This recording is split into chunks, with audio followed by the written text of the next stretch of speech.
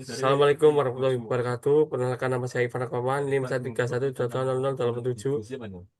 Di sini saya akan mereview kasus peretasan data penggunaan PRI Live untuk memenuhi tugas, yaitu hukum dan teknologi. Perkembangan teknologi informasi dan komunikasi telah memberikan kemudahan luar biasa dalam perkembangan aspek kehidupan termasuk di sektor jasa keuangan dan asuransi. Namun kemajuan ini melahirkan tantangan baru, terutama di hal perlindungan data pribadi yang dikelola secara digital. Di tengah kemajuan digitalisasi tersebut, Indonesia dihadapkan dengan persoalan serius berupa kebocoran dan peretasan data pribadi yang kian marak terjadi dan berdampak luas terhadap masyarakat. Salah satunya kasus paling menonjol adalah dugaan peretasan penggunaan PRI Live pada tahun 2021. PRI Live sebagai anak perusahaan PT Bank Rakyat Indonesia dan Kurun Persero Tbk yang bergerak di bidang asuransi dipaparkan mengalami kebocoran data lebih dari 2 juta nasabah yang kemudian dijual secara ilegal melalui forum gelap yaitu dark web. Data yang bocor mencakup informasi yang dapat sensitif seperti nomor induk kependudukan dalam kurung NIK, NPWP, nama lengkap, alamat rumah, data polis asuransi, hingga rekam medis yang semuanya seharusnya dilindungi secara ketat berdasarkan hukum nasional. Peristiwa ini bukan yang mengganggu privasi individu, tetapi juga menimbulkan ancaman nyata terhadap keamanan nasional, kepercayaan publik terhadap institusi keuangan, dan stabilitas ekonomi digital. Di sini pentingnya hukum cyber dan hukum cyber law berperan sebagai dasar normatif untuk menanggulangi serta menindak setiap pelanggaran terhadap sistem elektronika dan data pribadi. Sayangnya, hingga saat ini, pemahaman dan implementasi hukum cyber di Indonesia masih menghadapi sejumlah kendala, termasuk lemahnya penegakan hukum, rendahnya kesadaran akan literasi digital, serta ketidaksiapan infrastruktur keamanan informasi. Berikut dampak yang terjadi bagi pengguna. Satu, dampak hukum. A. Pelanggaran terhadap hak privasi. Kebocoran data pribadi nasabah seperti KTP, NPWP, alamat, nomor polis, hingga rekam medis merupakan pelanggaran hak privasi yang dijamin oleh Konstitusi Indonesia, yaitu Pasal 8J UUD 1945 serta diatur dalam UU Perlindungan Data Pribadi dalam kurung UU Nomor 27 Tahun 2002. Hal ini membuka gugatan hukum baik secara pidana maupun perdata terhadap pelaku korporasi yang keamanan lalai menjaga keamanan data. Dua, dampak ekonomi. A. Kerugian finansial bagi nasabah. Datanya bocor dapat dimanfaatkan oleh pihak tidak bertanggung jawab melakukan penipuan finansial dalam kurung financial fraud, bocoran identitas hingga pembobolan rekening. Hal ini secara langsung menimbulkan kerugian ekonomi bagi individu yang menjadi korban. B. Kerugian reputasi dan bisnis. BRI Life berpotensi mengalami penurunan jumlah nasabah, kerugian jangka panjang, serta mengalami kerugian finansial akibat tuntutan hukum. Tanggapan dan solusi dari pemerintah dari peretasan data PRI Live. Satu, keterlibatan Badan Cyber dan Sandi Negara dalam kurung BSSN. Setelah isu kebocoran data PRI Live mencatat ke publik, Badan Cyber dan Sandi Negara segera menyatakan bahwa mereka melakukan koordinasi inisiatif dengan pihak PRI Live, termasuk melakukan investigasi terhadap potensi pelanggaran sistem keamanan cyber. PSN mengatakan bahwa mereka siap mengkaji sumber mekanisme kebocoran data. Pihak tidak segan memberikan rekomendasi teknis dan sanksi administratif terbukti jika kelalaian sistem keamanan dari pihak BRI Live. PSN juga meningkatkan pengawasan terhadap sistem keamanan digital di sektor kerugian termasuk perusahaan asuransi. Dua, respon Kementerian Kominfo dan Informatika. Kominfo sebagai kementerian yang membawai pengelolaan data elektronik, perlindungan dan data pribadi juga memberikan pernyataan resmi. Satu, Kominfo meminta klarifikasi resmi dari BRI Live terkait klaim peretasan dan kebocoran data nasabah. Dua, Kominfo melakukan penelusuran digital forensik terhadap jejak kebocoran yang dijual di forum Right Forums. Tiga, meskipun saat itu UU Perlindungan Data Pribadi belum disahkan, Kominfo mengacu pada peraturan Kominfo nomor 20 tahun 2016 tentang perlindungan data pribadi sistem elektronik sebagai acuan. Tiga, langkah kepolisian.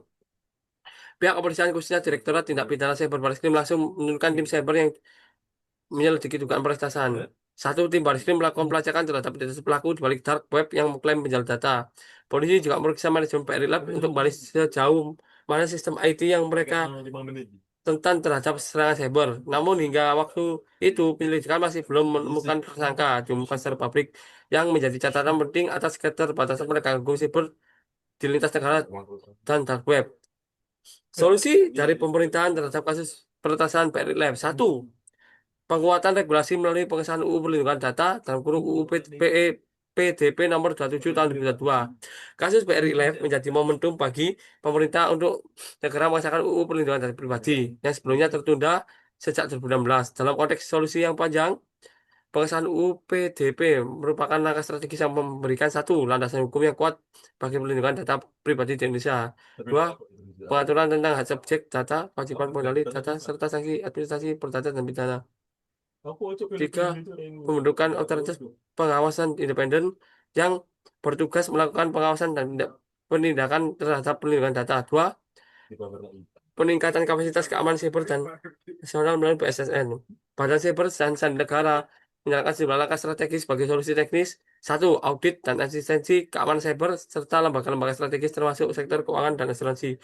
Dua, penerapan sistem manajemen keamanan informasi dan instansi pemerintah terhadap swasta.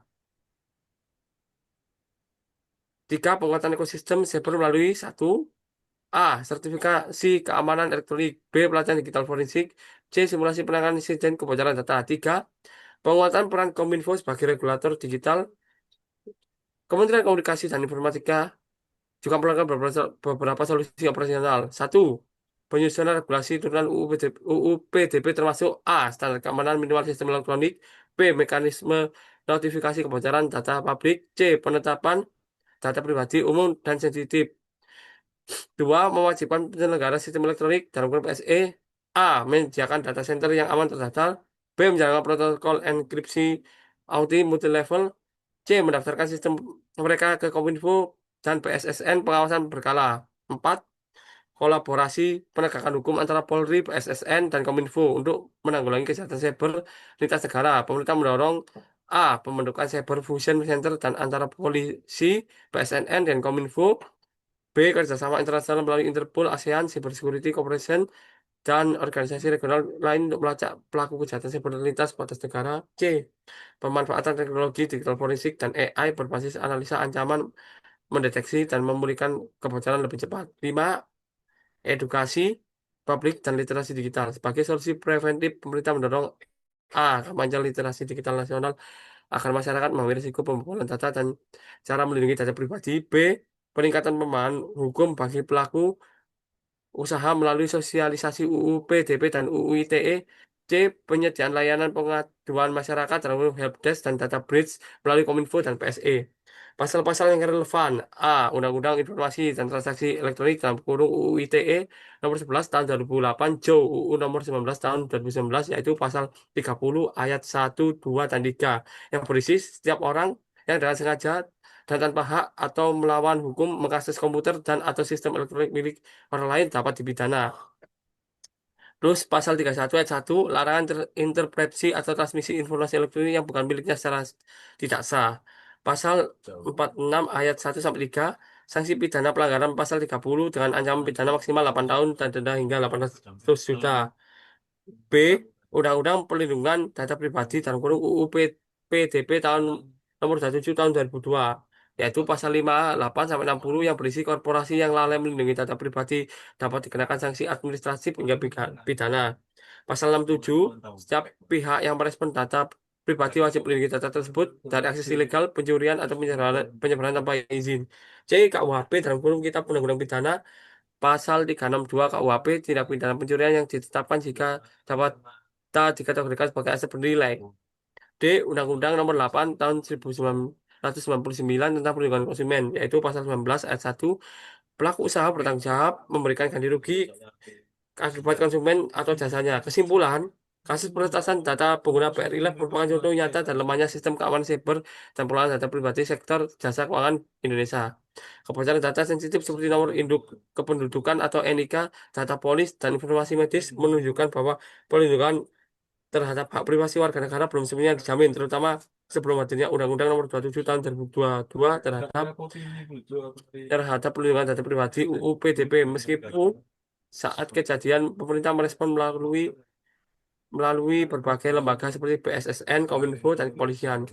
Penanganan hukum terhadap kasus ini masih terkesan reaktif, terbatas, dan belum menyangkau penyelesaian yang tuntas. Di sisi lain, dampak dari peristiwa ini cukup serius, baik dari aspek hukum, sosial, maupun ekonomi dan karena melibatkan potensi kerugian finansial, nasabah, penurunan kepercayaan publik, serta citra buruk terhadap institusi penyedia layanan keuangan, pemerintah kemudian mengambil langkah strategis melalui penguatan regulasi, peningkatan keamanan cyber, serta penguatan literasi digital masyarakat. Namun demikian, keberhasilan solusi tersebut akan bergantung pada konsisten implementasi dan efektivitas penegak hukum di masa mendatang. Dengan demikian, kasus BRI Lab menjadi pelajaran penting bahwa regulasi yang kuat harus sertai sistem keuangan digital yang andal dan tanggung jawab korporasi yang tinggi dan data pribadi nasabah. Ini isu nyeting tuh gara nguruk no apa lane lan satu tidur